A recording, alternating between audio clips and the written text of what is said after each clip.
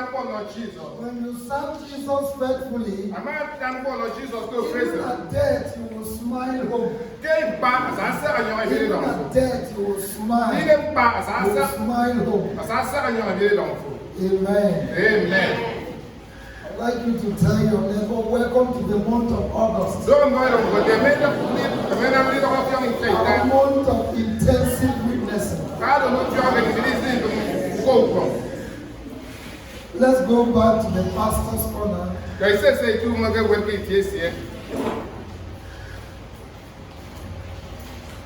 The pastor's corner. Can we read it together? What bread is to the body, also is to the man. Evangelism is to the church. What color and fragrance are to the flower? What water is to the sea? What power is to the evangelism? It is not my thought. Dr. W.A. Criswell said it. I read it from him. Amen. Amen. Let's go back to the book of Matthew chapter 9. Matthew chapter 9 verse 35 says, Jesus went through all the towns and villages, teaching in their synagogues, proclaiming the good news of the kingdom, and healing every disease and illness. When he saw the crowds, he had compassion on them, because they were harassed and helpless, like sheep without shepherd. Then he said to his disciples, the harvest is plentiful, but the workers are few. Amen. Amen. I want to talk on the topic witnessing. Witnessing.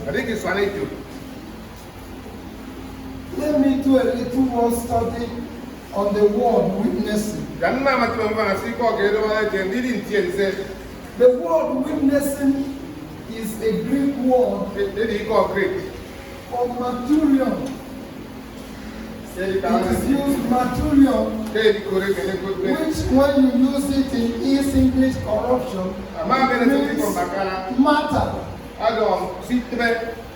The first Christian martyr is Ruth. Stephen. Why did we call him a martyr? He was a man who was willing to stick his neck to die for the truth he knew about God. He loved God so much that he was willing to give his life in order to defend the gospel, to defend his faith. And so when we talk about witnessing, it is your ability as a child of God to stick your neck for the truth you know, and able to even sacrifice your life in order to defend that truth.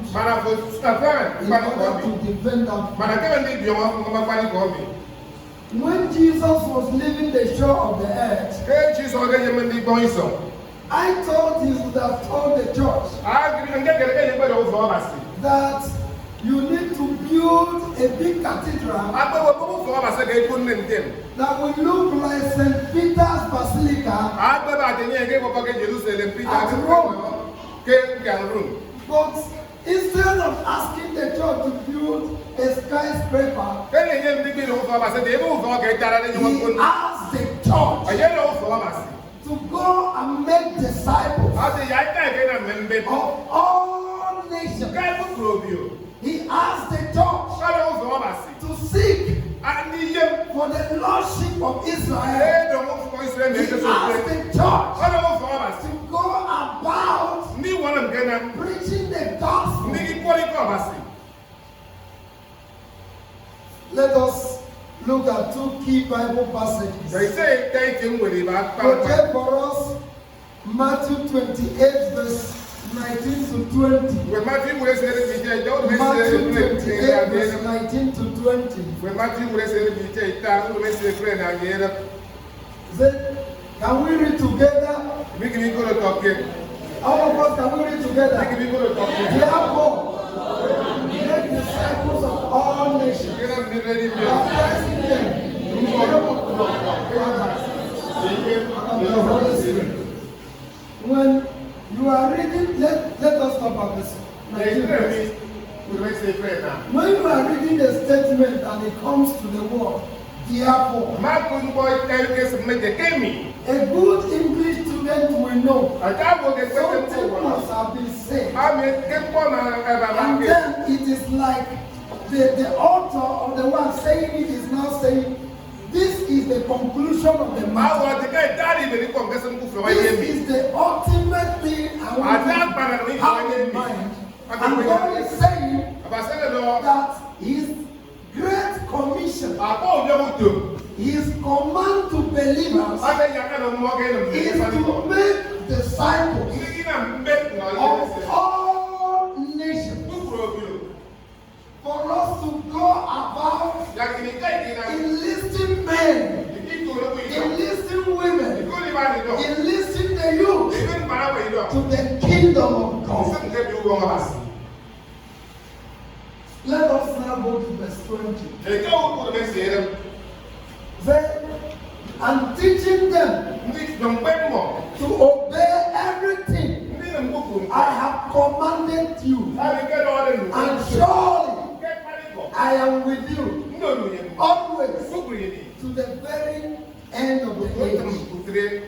If you embark on a great commission, you will be sure that you have the backing of God with you. Anyone that embarks on a great commission, you will be sure that you will enjoy divine backing. You will be sure you will enjoy divine provision. You will be sure you will enjoy divine protection. T.L. Osborne said something that touched me. He said, evangelism is the heartbeat of God. If there is anything that moves the heart of God, it is evangelism. When the church embarks on this honorable task, on this great task, be sure God is happy. Be sure God is enlightened. And permit me to say that God is a missionary by excellence. He is in charge in the affairs of men. His work is both revelatory and redemptive. He reveals himself to people, and the reason he came to earth is to redeem men unto himself. And the Bible says, for God so loved the world that he gave his only begotten Son, whosoever believes in him will not perish, but we have everlasting life. He said God did not send his Son to the world to condemn the world, but that the world through him will be redeemed. Jesus came so that he will redeem us unto himself. But let me also let you know, 2 Corinthians chapter 5 verse 18. 2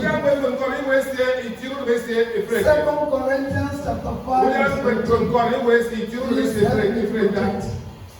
Can we read together? All this is from God, who reconciled us with himself through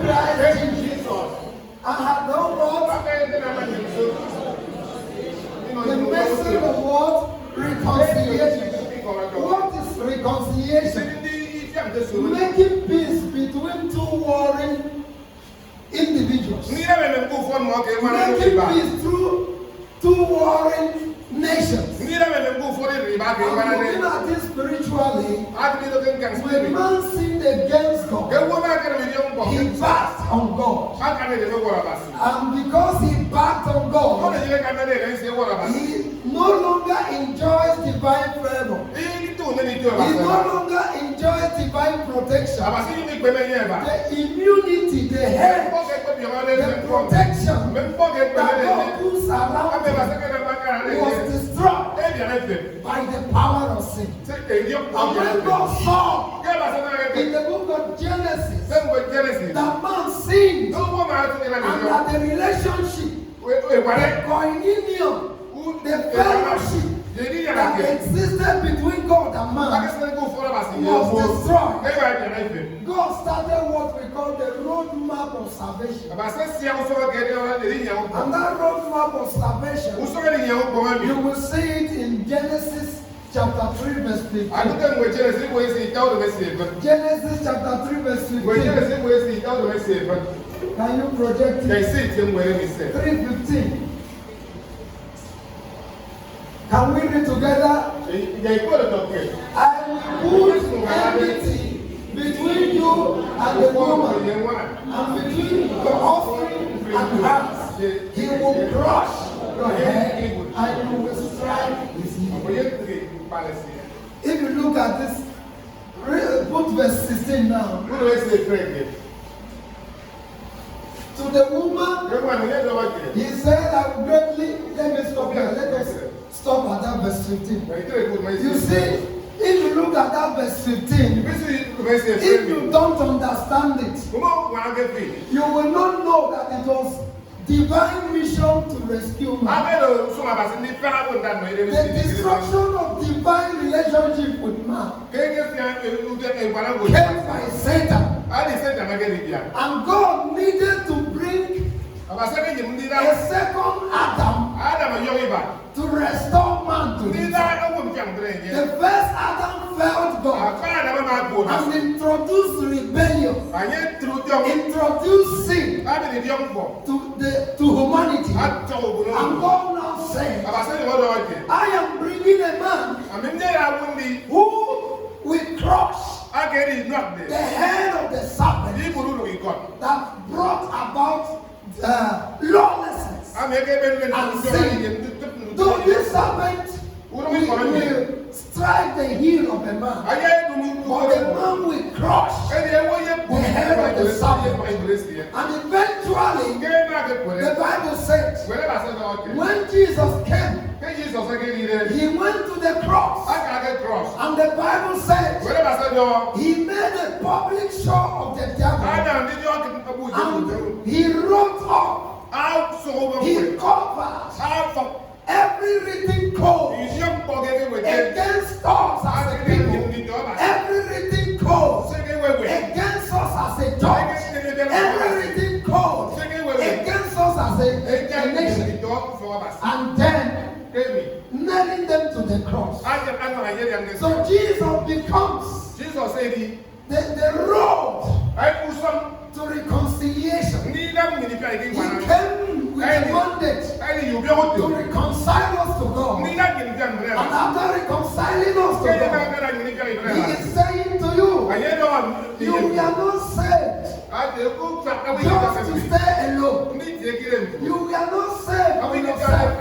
That you are saved to continue the message of reconciliation to save others.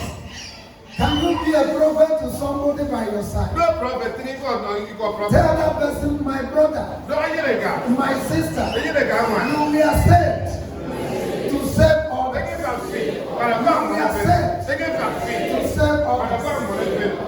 And in the book of Romans chapter 10, he now said, how can they hear except somebody carries the word to them? How can they be saved if somebody will not talk to them? And so, if we know that these people will not hear, they will not be saved If somebody did not tell them about Christ. What is our duty on earth? What is our duty? What is our duty? To evangelize, to witness, to be Christ's representative here on earth. 2 Corinthians chapter 5 verse 21. 2 Corinthians chapter 5 verse 21.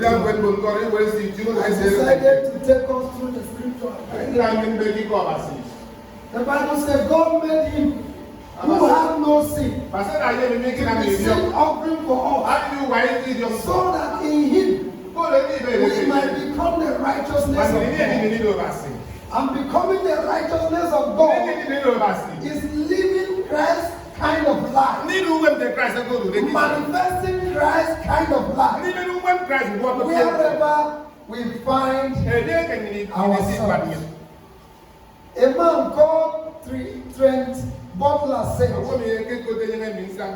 he said, God's mission concern is inclusive and exclusive. Sorry, he said God's mission concern is inclusive and not exclusive. What did he mean? He's actually saying God came to save everyone, both the Jews and the Gentiles. He came to save the Igbos and the Ijos, the Hausas and the Yorubas, the Tibis and the other tribes of Nigeria. And so, our message as the people of God should target all the tribes. We must target all the tribes and ensure that the gospel is taken to their doorstep. Ensure that the gospel is taken to their offices. We can't do it sitting in our comfort zone. We can't do it sitting down in this church. And that was the reason I told us this morning that the 15 minutes of our Sunday school, we will use it to go and share share tracts to people in our neighborhood. How many of us engage in that exercise? Can I see your hand? How did you feel this morning when you gave tracts to somebody? When you told somebody that Jesus loves you? How did you feel? How did you feel? You feel annoyed or fulfilled? Amen. Every time I share the word of God with people, I feel fulfilled. I met a young man this morning. He was just sitting relaxed somewhere. When I gave him the tract, I told him, do you know Jesus loves you? And I want you to live a life to honor him. He said yes. I said, why are you not going to service this morning? He said, I'm sorry, I just felt tired. You know, as we preach church, I said, I didn't come here to preach church to you. I came here to talk to you about the kingdom of God. But he said, I want to know your church. I said, Baptist. I'm sorry. I was a member of Baptist Get Free. Just along this road. Before that kind of warehouse. A young man there told me I was a Baptist. I wouldn't have had that opportunity to know this. To get this information. If I'm not on the way to give that trust. Brothers and sisters, God saved us to save souls. Sitting in your office, sitting in your comfort zone, without making a step, without launching for the deep, makes you irrelevant, makes you useless for the kingdom. God wants us to be useful. Why do we need to engage in evangelism? John chapter 9 verse 4. John chapter 9 verse 4. John 9:4. Jesus said, as long as it is day, we must do the work of him who sent me. Night is coming when no man can work. We have the day. I have said it here before. Our night of old age might come. Some of us are here now around 80 years. Some are less than 70 years. There is a time one night of old age will come. When you want to stand up on your chair, it will take you about 5 minutes to adjust your clothes and to stand up. And if they say, let us trek and go for evangelism, you may have the desire, but you may not have the strength. Night of old age has catch up with you. Another night is night of death. Night of death. I told you about a man who wrote this hymn. Must I go on empty handed? Must I meet my Savior? He actually gave his life while he was on his deathbed. Bedridden, and the doctor said, man, your sickness is a terminal disease. You will die soon. He was opportune. Somebody brought the message to him. After reading the message, after hearing the message, he gave his life to Jesus. He desired to go launch out to bring the world. But sickness could not allow him. Others could not allow him. So he now put his thought and desire in that hymn. Must I go empty-handed? Must I meet my Savior? Not one soul of we to greet him. Must I empty-handed go? Child of God, you might give God your millions, but if you don't give him your life, and if you don't engage in serving him, in witnessing to souls, in witnessing to people around you, you are in disappointment. God is calling you this morning. My son, my daughter, my pastors, my deacons, the world is coming to an end. The signs of the age that Jesus prophesied in the book of Matthew chapter 24. When you go home, read it. Almost everything he has said has come true. But one thing is remaining. In Matthew 24 verse 14, Matthew 24 verse 14, he says, can we read together? And this gospel of the kingdom will be preached in the whole world as a testimony to all nations, and then the end will come. Who is holding the hand of God from bringing an end to this world? It's we. We are the one. We have refused to do the Great Commission. We have made the Great Commission to be Great Commission. All we are doing as a church is what I call glamorous service. We are servicing the pulpit. We are servicing the pew. We are beautifying the house. For the souls God wants us to win, we are even pushing them away from the kingdom of God by our lifestyle. And God is saying this morning, why not do the letter instead of doing the former? Beautifying the church, beautifying the environment, and yet allowing souls to wallow in darkness. He said, child, do the former, the letter, instead of the former. Let us seek for souls. night of sickness can come on you. Night of sickness can also come on you. We have to be careful. Urgent nature of the gospel. Why do we need this gospel to be preached urgently?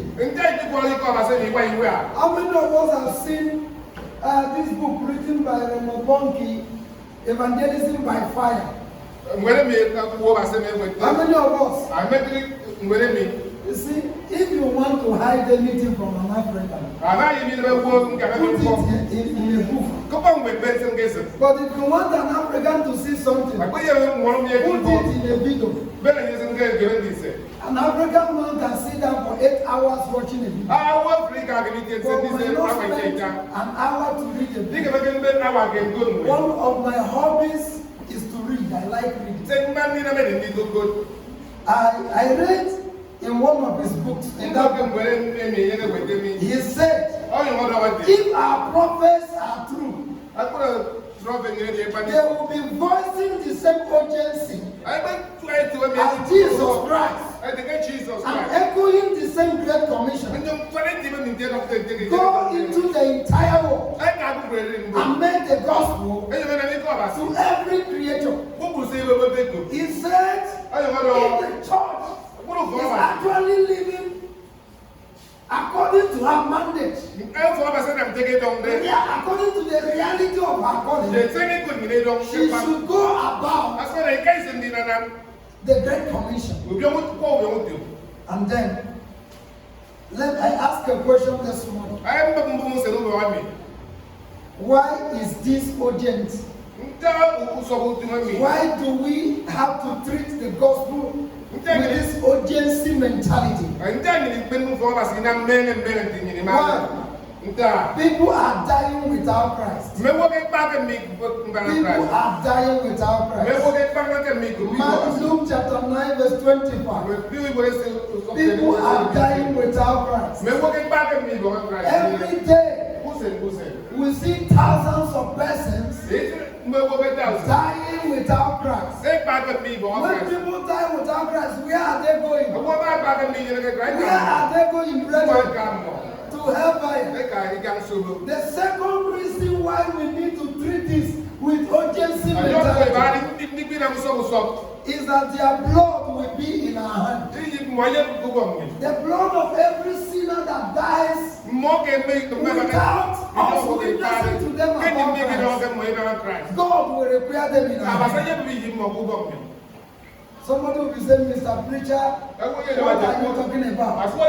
Please project to us Ezekiel chapter 33 verse 7 and 8, so that you know the gravity of offense I am committing. You are committing when you are not preaching the kingdom of God. Ezekiel chapter 33 verse 7 to 8. Can we read together? I'm not the one who wrote the Bible. Let us read together. Son of man, I have made you a watchman for the house of Israel. So, hold on.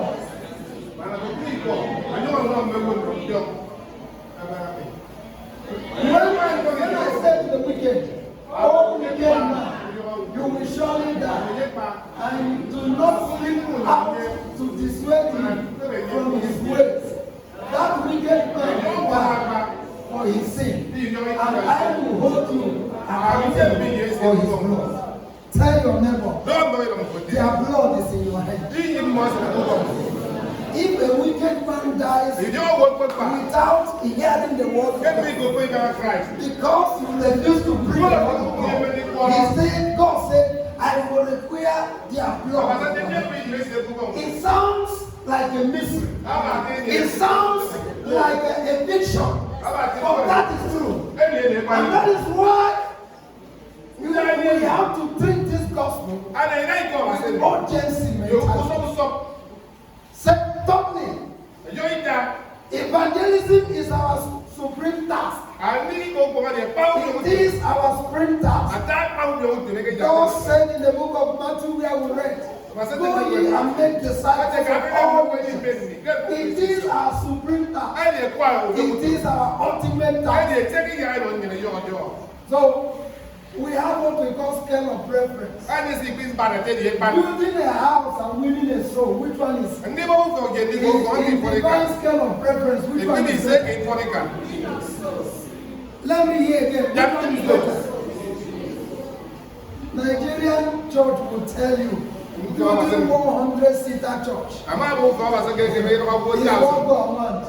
When Boko Haram come and plant 5 dynamite, that house will sink and the church will end. But the church you built in the heart of a man, even if the house destroys, the one that is being saved will say like Paul, even though this earthly house is being destroyed, I have a home in heaven. I have a home in heaven. Destroy this building. If we have disciples who have been saved, they will meet under a tree and they will still serve God. A few years ago, there was a Boko Haram entered Home Baptist Church and there was a dynamite. They planted dynamite and the building collapsed. On Sunday morning, everybody was thinking that there will be no service. The same members gathered under a tree. Serving the living God. We are serving the living God. Serving the living God. I am serving the living God. They were just singing and dancing. A journalist came close and asked one of them, what is your joy? You knew last week about 10 persons were killed and the house sunk. And yet you are singing and dancing. Because the church is not the house. The church is the house. When a man is regenerated, he will service his soul, not just the house. One of the tracts that helped me to repent, somebody gave me that tract when I was coming back from school. I knew that tract. I just threw it in my bag.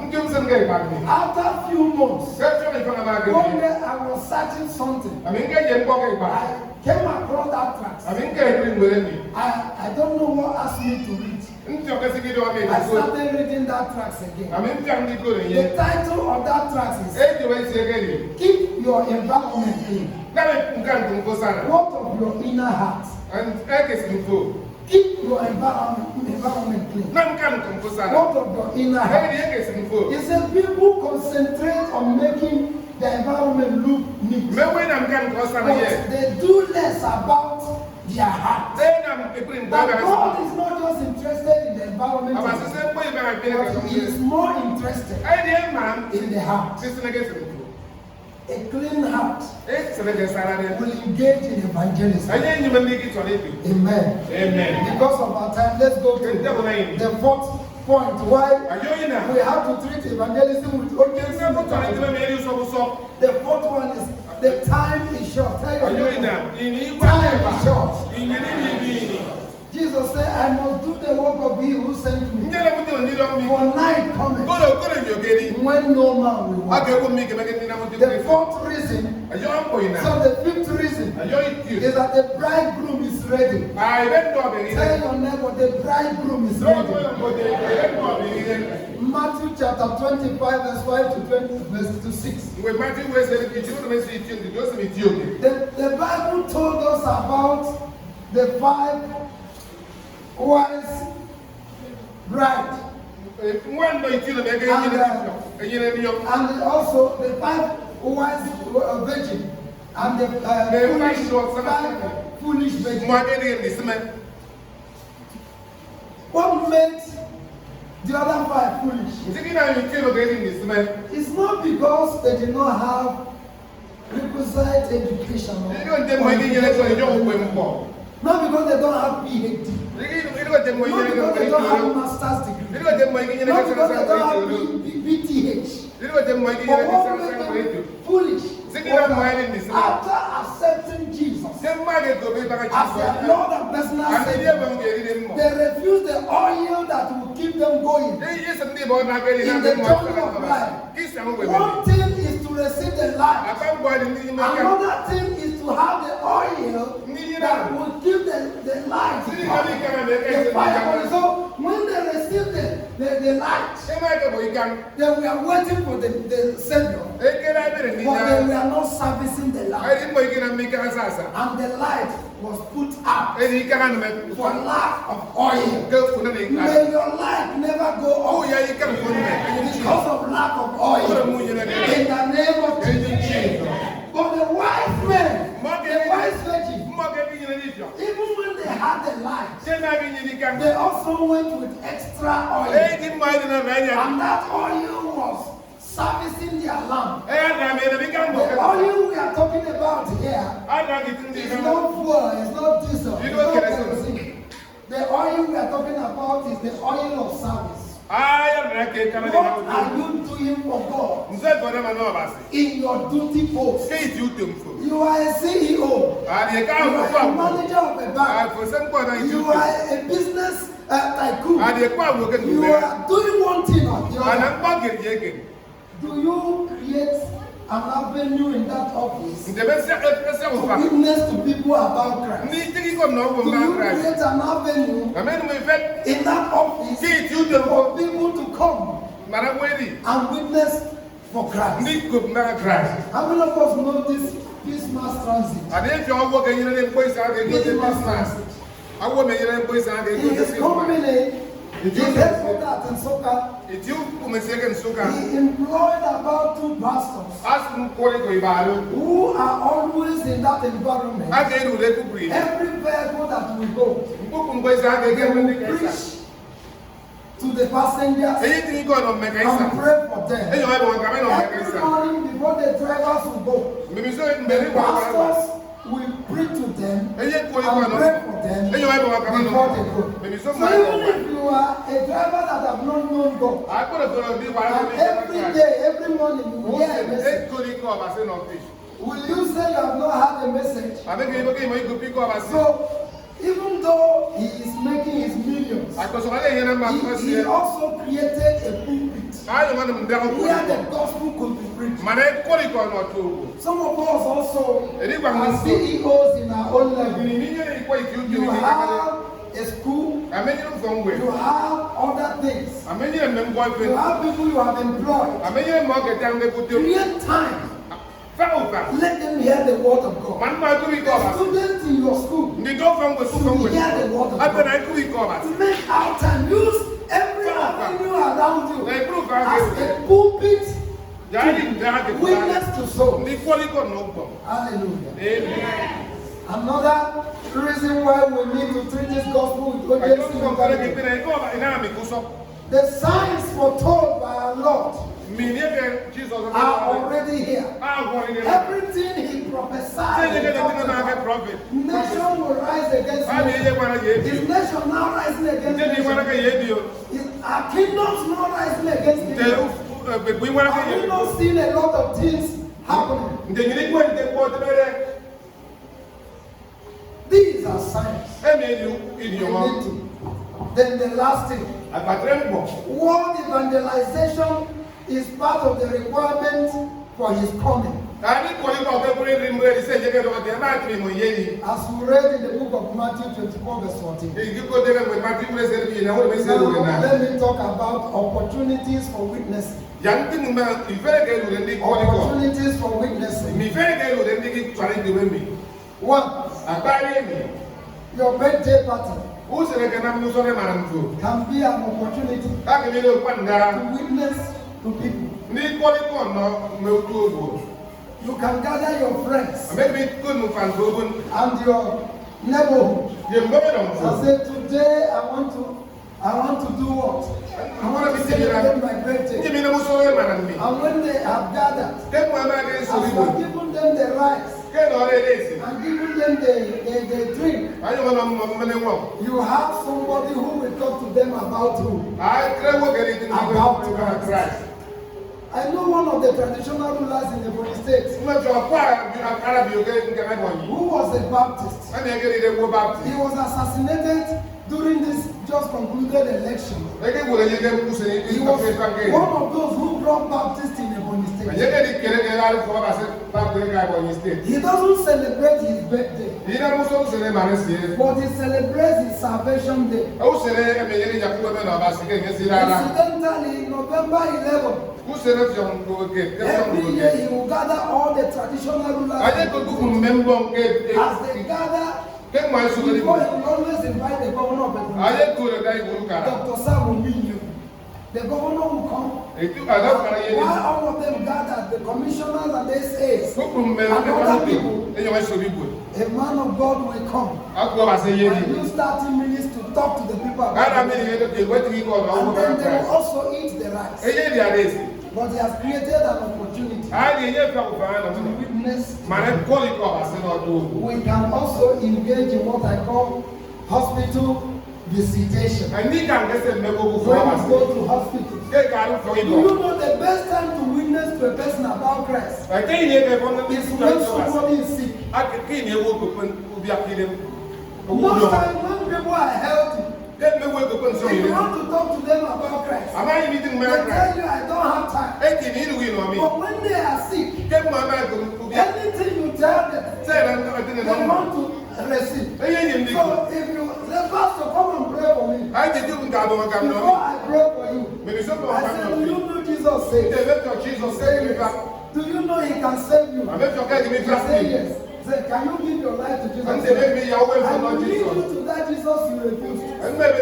You now accept Jesus. Then I pray for you. He lies in his hand to heal you. But I've got an opportunity to minister to you.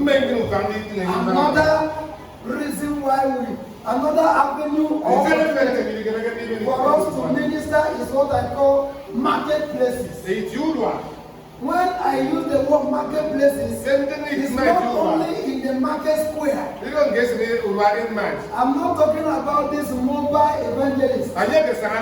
Those who go to the market and instead of talking about Jesus, they carry this megaphone with one hand, they carry offering plate with one hand. The Lord shall bless you. In the name of Jesus.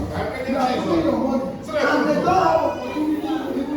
They are only raising offering for them. That is not what I'm talking about. That one is a businessman using the gospel. But what I'm talking about, you can go with megaphone, strategize it in a business arena, and you preach the core gospel, share the gospel about Jesus, and you can go without even collecting offering. You have done what is important. Marketplaces. You can turn your offices. That is what we did before in early 80s and early 90s, which are not seen around now. We go to several offices. They put tracks box. Where you go, you fix tracks. And when people are entering your office, they see that tracks box. That might attract them. They feel what to read. And if the person did not pick as you are going out to the person, you say, would you mind reading this track?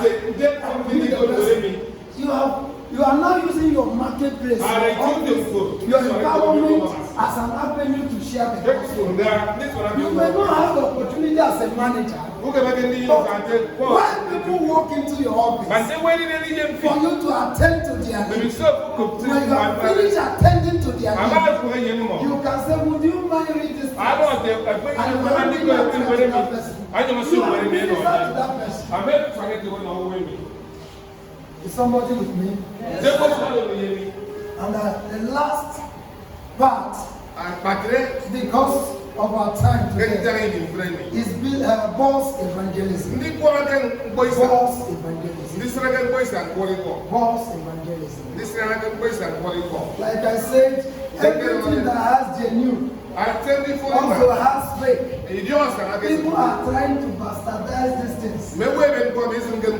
When you see people, they come to the boss, and the boss is you, somebody want to go. Say, I want to pray with you people. Jesus said, he just prayed and say, I am so sick in my ministry and in my life. They don't even have the time to actually share the gospel. If you share the gospel very well and pray, even without asking people to sow into your life, some people will not to sow into your life. But don't make merchandise of the gospel. Lastly, there's what the culture Christians in Nigeria have before what we call morning cry. Morning cry. Today now, do we see people do morning cry in our neighborhood again? Where people can carry this kind of megaphone. You put a touching worship song. Every morning around 4 o'clock or 4:30, while the music play a little, and people enjoy the music, you switch off the music, and you now use 5 minutes to 10 minutes to share the gospel of the kingdom. You must not have the platform of pulpit before you preach the gospel. Use every avenue within your reach to preach the gospel. The world is coming to an end. But God expects us to share His gospel. We are going to sing this hymn. The last hymn, the first stanza. The first hymn we sang. Project the first stanza for us. We will rise up as we sing this song.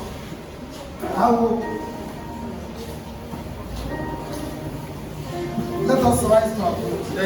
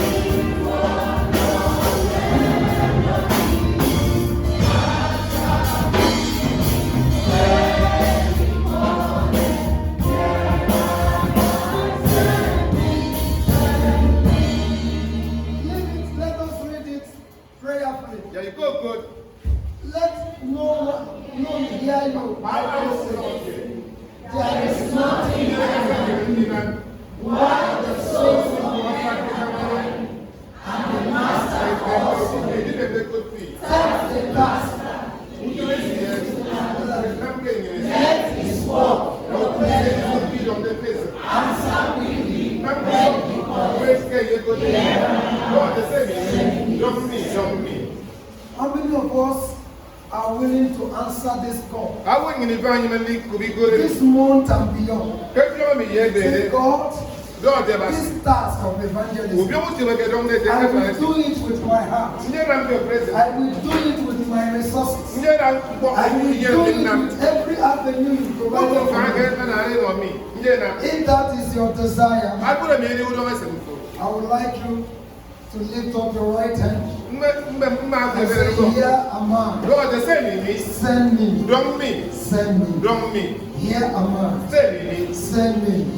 Send me. Let me invite Reverend Officer to pray for all of us as we make this decision to launch out for Christ.